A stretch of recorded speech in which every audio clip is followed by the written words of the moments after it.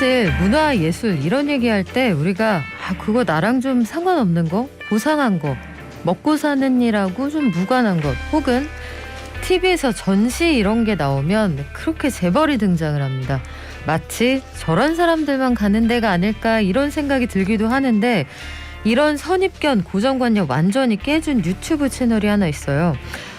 이제는 50만에 가깝게 늘었군요. 제가 서두에는 20만이라고 소개를 해드렸는데, 문화예술의 진입장벽을 확 낮춘 유튜브 채널이 하나 있습니다. 널 위한 문화예술이라는 채널인데, 적어도 50만 명이 날마다 이쪽에서 나오는 재미있는 문화예술 얘기를 듣고 있다고 해요. 스타트업입니다. 여기에서 저는 개인적으로 좀 충격이었는데, 이 멤버 중에 가장 고령층이 30대 중반이라고 해서 제가 깜짝 놀랐던 일이 있습니다. 널 위한 문화예술의 이정우 에디터와 함께 이 회사가 생긴 이유, 그리고 여기에서 나누고 있는 이야기 함께 들어볼게요. 안녕하세요. 안녕하세요. 네, 저희 스튜디오에 오신 건 처음인데 이렇게 나눠서 이야기하게 돼서 아쉽습니다. 반가워요. 네, 저도 너무 반갑습니다. 널 위한 문화예술, 이거 이미 구독해서 보시는 분들도 많이 계시겠지만, 널 위한 문화예술 자체가 하나의 스타트업이기도 하죠. 네, 맞습니다. 저희가 4년 전쯤에 처음 투자를 받아서 스타트업으로 시작을 하게 됐어요. 그래서 초창기에는 서강대학교 동아리 학생들이 모여서 좀 일종의 예술 관련된 독립 언론으로서 활동을 해보자라는 취지로 시작을 했다가, 요새는 이제 좀 예술과 관련해서 사람들이 많이들 진입 장벽을 느끼고 있으니 네. 우리가 그 진입 장벽을 낮춰주는 콘텐츠를 만들어 보자 해서 미디어 스타트업으로서 좀 돈이 안 될 수 있는 예술 그리고 콘텐츠업을 지금 이어오고 있습니다. 그래요. 이게 지금은 굉장히 성공적으로 자리를 잡은 스타트업인데, 이게 재밌더라고요. 대학교 동아리에서 시작을 했는데, 지난해 여름에 널 위한 문화예술이라는 동명의 책이 나오기도 했습니다. 세 분이 쓰셨는데 이 책도 굉장히 반응이 좋았어요. 근데 다들 미술을 하셨거나 뭐 조소를 하셨거나 이런 분들이 아닐까 생각했는데, 이 공저자 세 분 중에서 우리 이정우 에디터만 회화 전공하셨잖아요. 네. 나머지 두 분은 전공자가 아니라고 하는데 어떻게 문화예술 플랫폼까지 만드셨을까요?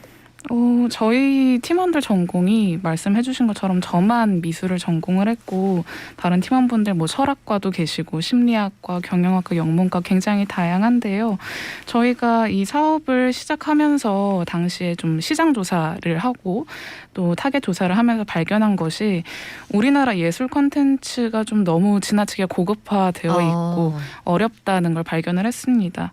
그래서 지금 뭐 다른 TV 프로그램 같은 것들, 예를 들어서 주말에 하는 뭐 명화 산책 같은 코너나 혹은 뭐 문화예술 탐방 같은 프로그램들 보면 엔터테인적인 요소 없이 굉장히 어렵게 설명을 하는 경우가 많았고, 맞아요. 네, 그리고 전시장에서 이렇게 전시에 대해서 설명해주는 서문들을 보더라도 저는 전공자인데도 불구하고 굉장히 이해하기가 어렵더라고요. 아, 진짜요? 네. 우리만 그런 게 아니군요. 네, 그럼요. 네. 어려운 단어들을 더 어렵게 풀어서 써놓고 하는데, 이런 단어들이 관객 중심이 아니라 창작자 중심으로 쓰여졌기 때문에 되게 어려운 건데요.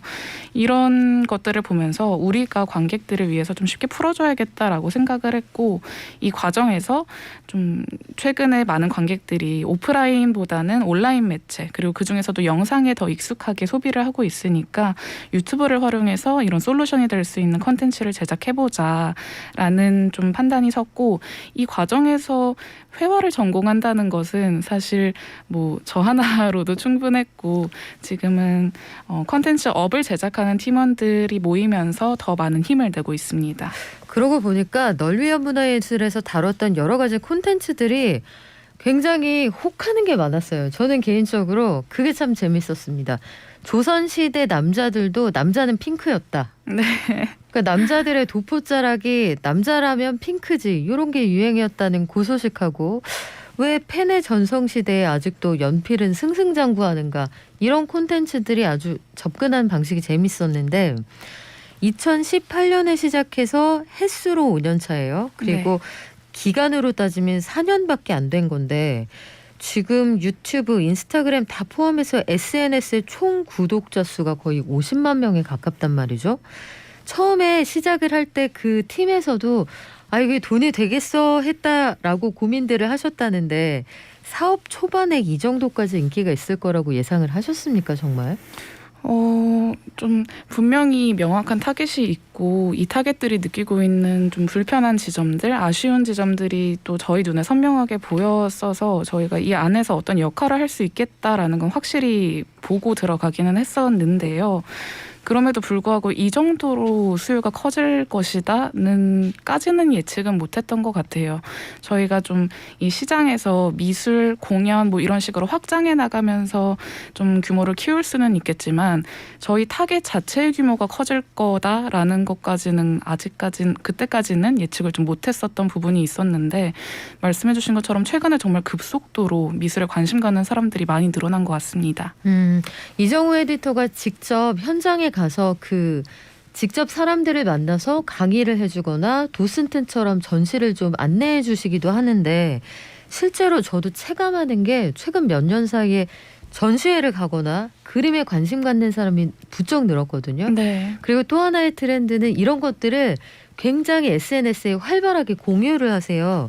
플랫폼을 운영하시는 입장에서도 이런 변화가 정말 체감이 되시나요? 네, 확실히 체감을 많이 하고 있고요. 저희가 키워드 검색량도 꾸준히 살펴보고 있는데 전시라든지 문화생활 관련된 키워드의 검색량도 많이 늘어난 걸 볼 수가 있고 최근에 52시간 근무도 확대되고 또 주사일제 논의도 확산되면서 좀 여가 시간이 확장되면서 자연스럽게 이런 문화생활을 하는 인구가 많이 늘어난 것 같아요. 그리고 이런 것들을 또 볼 수 있는 흐름이 최근에 새로 개관하는 미술관이 굉장히 많아졌습니다. 아, 그렇습니까? 네, 기존에 저희가 알고 있던 간송미술관이라든지 명성을 이미 갖고 있던 미술관들이 지방에 분관을 내기도 하고요. 그리고 아예 새로운 완전 신진 미술관이 생겨나기도 합니다. 또 이런 미술관들이 좀 젊은 층을 타겟팅해서 아예 SNS 같은 곳에 업로드하기 적합하게 전시를 꾸리는 경우도 있고 또 정반대로 완전히 고미술품이라든지 기존의 전통적인 예술 작품들이 주로 전시되는 곳들도 많이 생겨나고 있습니다. 이게 예술을 즐기고 소비하는 취향 이런 것들이 사실은 전 같으면 아유 그 좀 유난스럽지 않아? 아니면 아유 좀 젠체하는 거 아니야? 이런 분위기가 있었는데 이제는 확실히 달라진 것 같더라고요. 네, 저희도 사업 초기에 이제 독자 서베이하면서 기억에 남는 말 중에 하나가 독자분이 이런 말씀을 하셨어요. 어디 가서 예술 얘기하면 진지충 된 것 같다. 네, 이런 얘기를 네. 해주셨어요. 그만큼 좀 예술에 대해서 혹은 내 취향에 대해서 말을 꺼내기가 좀 어려웠던 분위기가 있었던 것 같은데 요즘에는 이런 것들이 많이 바뀌어서 내 취향을 찾고 오히려 내 취향에 대해서 명확하게 설명할 줄 알고 이걸 드러낼 줄 아는 게 좀 더 자연스러워지고 명품 하나 사는 것보다 내 명확한 취향 하나 갖는 게 더 고급스럽게 느껴지는 것 같아요. 요즘에는. 그리고 이런 취향을 찾아가는 여정에서 또 즐거움을 느끼시는 분들도 많고 또 여기서도 희소성의 가치가 어느 정도 명품과 비슷하게 드러나는 것 중에 하나가 남들이 잘 모르는 예술가를 내가 알면 더 멋있어 보여요. 그래서 네, 이런 자기만의 취향을 찾고자 하면서 예술을 소비하시는 분들도 많이 있는 것 같습니다. 그래서일까요? 최근에 보면 저희도 몇 번 말씀을 드렸는데 아트테크, 네. 소위 그림을 통해서 작품을 통해서 재테크까지 한다 이런 분들도 많은 것 같고요. 네, 점점 이제 사람들이 전시를 보러 가고 예술을 좀 일상에서 가깝게 느끼면서 이런 작품들을 감상하는 것뿐만이 아니라 직접 소장하는 흐름도 생겨나고 있는 것 같은데요. 특히나 작년에 이런 흐름이 굉장히 커졌던 것 같습니다. 이 아트테크, 미술품 투자에 대한 관심이 정말 높아졌던 게 2021년 미술품 경매 시장의 총 거래액이 3,400억 원대였다고 해요. 이게 역대 최대의 수치인데 경매 시장뿐만 아니라 전체 미술 시장의 규모를 보면 약 9,100억 원대입니다. 정말 많이 커진 건데요. 비교를 해보면 2020년도 바로 전해에는 3,000억 원대였습니다. 했습니다. 1년 만에 3천억 원대에서 9,100억 원대로 커진 거예요. 굉장하네요. 네, 정말 급속도로 확장이 되고 있고 또 이렇게 단순히 거래 금액만 늘어나고 있는 게 아니라 판매되고 있는 작품의 수도 많이 증가를 했습니다. 1년 사이에 3,000점에서 4,000점가량이 더 판매가 되었다고 하는데요. 이렇게 금액적으로도 그리고 규모적으로도 미술 시장에서 거래가 많이 진행이 되는 흐름을 보면서 확실히 아트테크에 사람들이 더 많은 관심을 가지고 있구나라는 걸 좀 볼 수가 있는 것 같습니다. 저는 지난해 아트페어 가서 와 사람들이 이렇게까지 미술품에 관심이 많구나 사실 현장에서 보고 좀 놀라기도 했거든요. 사람이 이 코로나 와중에 굉장히 많아서 그런데 요거를 또 이렇게 보시는 분들도 사실 계시기는 해요. 이게 소위 인스타그램업을 하기 때문이다. 그러니까 작품 옆에 있는 나를 자랑하고 싶은 마음이다. 혹은 이게 이른바 플렉스의 일종이다. 네. 이서빌리티를 보여주고 싶은 과시욕이다. 그러니까 즉 문화예술에 대한 취향이 생겨났다기보다는 거품 아니냐 이런 주장도 있어요. 뭐 그런 식으로 볼 수도 있을 것 같아요. 실제로 말씀해주신 아트페어 키아프에서도 오픈런 사태가 있었습니다. 오픈런이요? 네, 저희가 백화점 명품샵 앞에서 네. 보는 그런 풍경이 실제로 아트페어에서 일어난 건데요. 이 키아프라는 아트페어 같은 경우에 3, 4일 정도만 짧게 진행되기 때문에 그 정해진 기간 안에 작품을 선점하는 것이 굉장히 중요합니다. 그래서 오픈하기 전에 이런 작품을 구매하고자 하는 컬렉터들이 줄을 서서 기다리고 오픈하자마자 유명한 작가의 작품으로 뛰어가서 작품을 구매하는 그런 오픈런 행렬이 펼쳐졌는데요.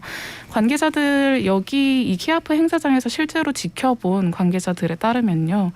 사실 이런 흐름이 너무 좀 보기가 좋지 않았다라고 합니다. 아무래도 미술 작품을 아트테크로서 투자 수단으로서든 혹은 나의 어떤 예술 취향을 충족시키기 위해서든 어떤 이유든지 간에 상관없이 작품에 대해 좀 공부를 깊게 하고 작가에 대해 이해를 하고 작품을 구매해야 하는데 지금의 이런 흐름들은 작가의 가치나 작품 세계를 전혀 이해하지 않고 그냥 단순히 투자 수단으로서 무지성으로 사재기하는 모습에 불과하다라는 거죠. 이런 모습들이 좀 시장을 혼란스럽게 할 수도 있다는 점에서 거품이고 조금은 조심스럽게 접근해야 한다라는 시각도 있고요. 또 이런 비슷한 흐름이 과거에도 있었습니다. 언제죠? 2007년도에요. 당시에 한국 미술 시장 규모가 6천억 원대로 엄청난 호황을 자랑했었는데요. 그리고 이듬해 2008년도에 엄청난 또 사건이 터지게 되죠. 리먼 브라더스 사태가 발생하면서 미술 시장이 엄청난 침체기에 빠져들게 됩니다. 이런 흐름이 미국에서부터 유럽 그리고 한국까지 완전 강타를 하면서 미술 시장이 10년 넘게 침체기를 맞이하게 됐어요. 그리고 이 당시에 작품 가격 자체가 사실 잘 오르지도 않지만 잘 떨어지지도 않는데 네. 유명 작가 작품 가격이 90%까지 떨어지면서 많은 침체기를 겪게 됐고 이번에도 급격히 불을 쌓은 컬렉터들이 갑자기 모이게 되고 갑자기 시장이 커졌다는 점에서 염려하는 시각이 있습니다. 그러면 사람들이 취향이 달라지고 분명히 관심이 커진 건 사실이지만 약간의 과열 양상, 거품 이런 것도 좀 주의해야 된다 이런 말씀인데 기억나네요. 2007년이면 금융위기 직전에 이때 금융시장에서 펀드 들었던 게 몇 배로 불어나서 나 이 돈 가지고 장가 간다. 선배들이 그랬던 기억이 나거든요. 요건 좀 주의하시라는 말씀인데 최근에 이런 분들의 영향도 분명히 있지 않을까 싶어요. BTS의 RM이 어떤 전시에 갔다. 네. 어떤 작가의 작품에 관심이 있다고 하더라. 혹은 BTS의 슈가 씨가 어떤 작가와 함께 콜라보를 해서 그거 가지고 그 민동기 씨였죠. 팝아트 작품 이런 것들을 BTS 커버에 차용을 했다. 그래서 그 작가에게 관심이 생기고 이런 일들이 많이 있었는데 소위 인플루언서나 연예인들이 관심을 갖는 작가에게 MZ세대가 아주 굉장히 민감하게 반응하는 것 같기도 해요. 네, 실제로 BTS의 영향력이 예술계에 정말 엄청나고 BTS 아마 그 4, 5개 미술관이 또 있어서 네. 정기적으로 현대예술 작가들하고 콜라보를 하는 것 같더라고요. 이런 흐름들이 생겨나면서 좀 현대미술에 대해서 젊은 층의 관심이 많이 높아지고 있는 흐름이 보이는데 최근에 기존의 전통 미술관에 좀 속해 있던 국립현대미술관이라든지 서울시립미술관에 관람객의 40%가 밀레 밀레니얼 세대라는 통계가 보고가 됐습니다. 그렇군요. 네, 이 미술관들 같은 경우에는 기존에 좀 진입 장벽이 있던 권위가 있는 기관이었던 걸로 많이들 이해를 하고 계시는데 이런 기관에도 이제 젊은 관객들이 많아지는 흐름이 생겨났고요.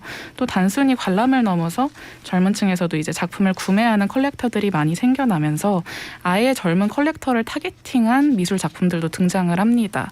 기존에 좀 유화라든지 전통적인 페인팅 작품이 비싸다 보니까 좀 젊은 관객들의 구매력을 고려해서 상대적으로 저렴한 피규어라든지 아트토이, 판화 제품 같은 것들 이런 작품들이 나오면서 재미 요소들을 넣어서 좀 젊은 컬렉터들을 타겟팅하는 작품들이 많이 등장하고 있습니다.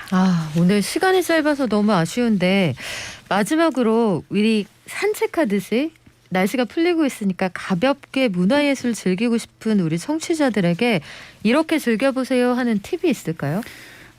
산책하듯이 좀 문화예술을 즐길 수 있는 가장 큰 팁은 무료로 전시를 볼 수 있는 갤러리에 방문해보는 건데요. 이 갤러리가 미술관하고 다르게 작품을 팔아서 번 돈으로 운영이 되기 때문에 가장 강력하게 팔릴 법한 작품들만 걸어둡니다. 네, 그래서 가장 트렌디하고 시장에서 먹히는 작품들이 소위 걸리기 때문에 작품에 대해서 좀 이해하고 공부도 하면서 투자 시장에서 어떤 작품들이 인기를 끄는지도 확인할 수 있는 갤러리 전시 추천드립니다. 네, 한 번쯤 가보셔도 좋겠어요. 다만 우리 코로나19 상황은 좀 주의해서 가셔야겠죠.